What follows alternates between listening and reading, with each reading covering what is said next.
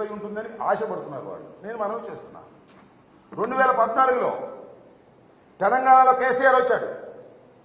2018లో జరిగింది మనకన్నా ముందు, 1 సంవత్సరం ముందో 1 6 నెలల ముందో 2014లో ఉన్న ఓట్ల శాతం కన్నా 2018లో ఓట్ల శాతం పెరిగింది. మళ్ళా కేసీఆర్ వచ్చాడు. ఇక్కడ కూడా ఓట్ల శాతం పెరిగింది. మళ్ళా జగన్మోహన్ రెడ్డి అధికారంలోకి వస్తాడు. దానిలో ఏ విధమైన సందేహం లేదు.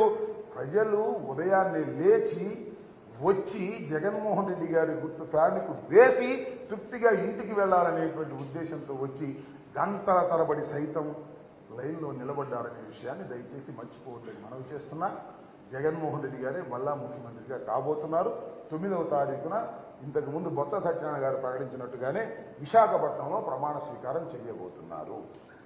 సరే, ఇక్కడ జరిగిన గొడవల వల్ల కానీ పోలీసులు వైఫల్యం చెందని ఆరోపిస్తున్నారు కాబట్టి మీ విద్యావకాశాల మీద ఉన్న ప్రభావం ఏ విధమైన ప్రభావం ఉండదు. నేను నా విద్యావకాశాల మీద కానీ లేదా వైఎస్ఆర్ కాంగ్రెస్ పార్టీ విజయావకాశాల మీద కానీ ఏ విధమైన ప్రభావం చూపలేదు. కొన్ని చోట్ల సైక్లింగ్ లాగా రిగ్ చేసుకున్నారు. ముఖ్యంగా నార్నిపాడు, చీమలమర్రి, దమ్మాలపాడు గ్రామాల్లో వాటి మీద నేను రీపోలింగ్ అడిగాను. ఎలక్షన్ కమిషన్ రీపోలింగ్కి సుముఖంగా లేదు ఎవరని చెప్పారు. దీన్ని అవసరమైతే I will go to the court also. నాకేమి ఓటమి భయంతో కోర్టుకు వెళ్తున్నాను అనుకోకండి.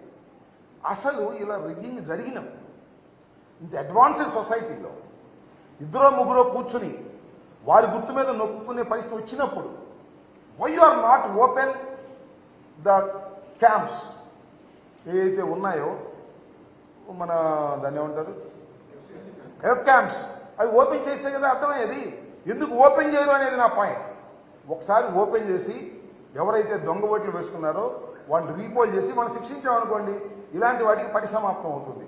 దానికోసం నేను I'm trying to approach the court. వస్తున్నారు అదో that is a different matter. చాలామంది అనుకోవచ్చు అవన్నీ రీపోల్ జరగకపోతే అమ్మడం ఓడిపోతాడనే భయంతో అని. No, never.